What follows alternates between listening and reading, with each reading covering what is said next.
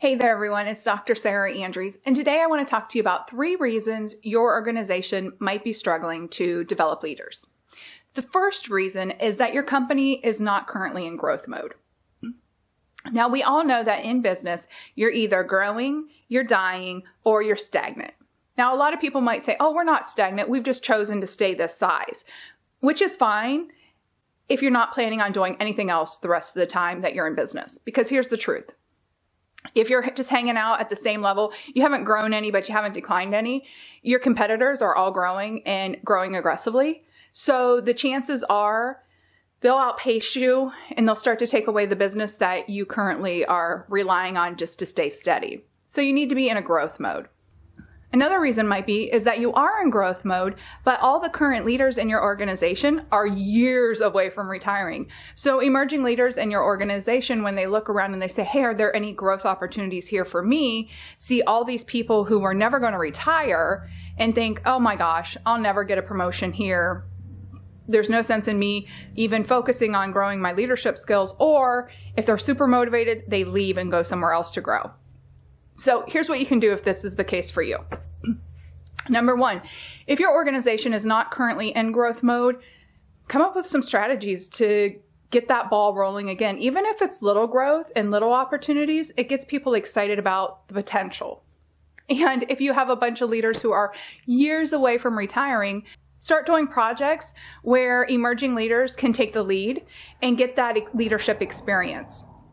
It helps them build confidence, and it says, hey, this company cares about me and cares about my growth and development and future opportunities, and I'm going to be ready when there is somebody who retires or gets a promotion or does something else. The second reason that you might be struggling to develop leaders inside your organization is you treat leadership development like a one and done.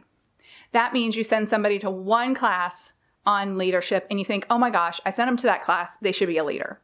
And that's not the way that leadership works. It's actually more of a transformational learning, which means that you have to invest in the long term. You might have a plan that says, hey, the next 5 years, this is how leadership development happens in our organization. Now, that's not to say you shouldn't send people to those little classes that are just one-day classes or even conferences and things like that, because those do 2 things for you. They plant seeds that can start the person thinking about ways that they can show up differently in the world. And the other thing is it makes the employee feel like you are investing in them. And it gives them a sense that, hey, this company believes in me. They believe I have something to offer and they think I'm a good investment. All right. The third reason that you might be struggling to develop leaders inside your organization are your current leaders are not skilled.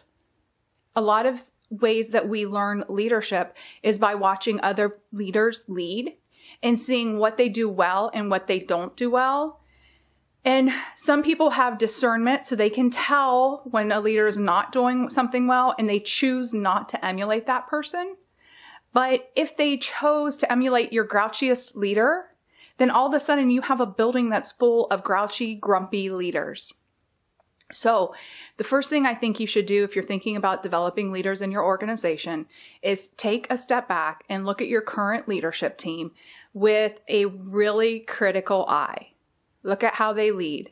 How are they interacting with people, both your customers, your employees, and their peers? Are they good leaders? Are they people that you would want everybody in your company to behave like?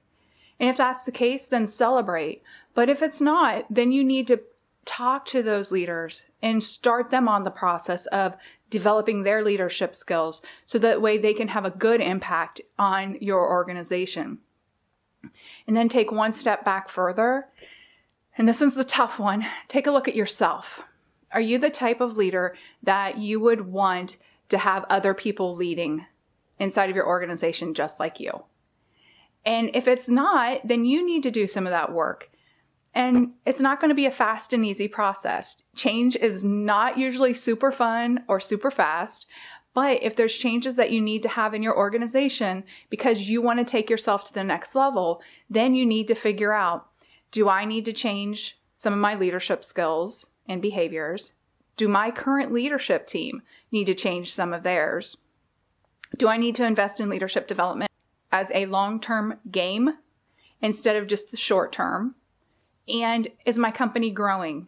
and start focusing on the long-term gains that you can get from developing leaders inside of your organization. All right, you guys, I'll talk to you next week.